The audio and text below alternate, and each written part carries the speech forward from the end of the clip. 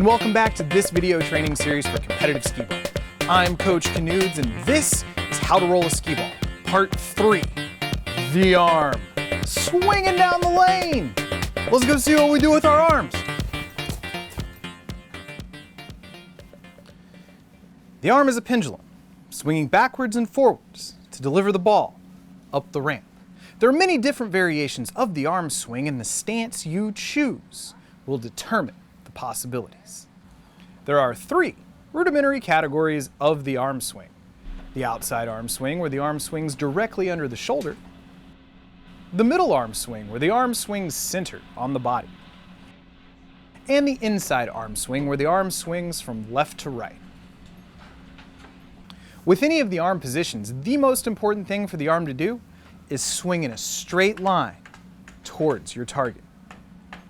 In the most basic sense, the backswing should move in a straight line away from your target, then transition forward along the same line towards your target to create a pendulum. Harmonizing the backward and forward arm swing into a smooth pendulum motion helps create consistency in rolling the ball straight and encourages the development of a rolling rhythm that helps with controlling ball speed. While it's not a no-no, something to take note of is an overly long backswing can lend itself to less control and wild arm motions that can be a detriment to your consistency. When I roll, I focus on a few different things for my arm. I set up to center. I find my pendulum line towards the target. I set my arm straight but relaxed. I draw the ball back under control and release up the lane with a follow through towards the target.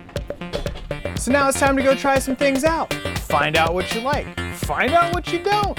Find out what you think is going to be the most repeatable arm swing for you. Until next time, I'm Coach Knuds reminding you to keep on skeeping on.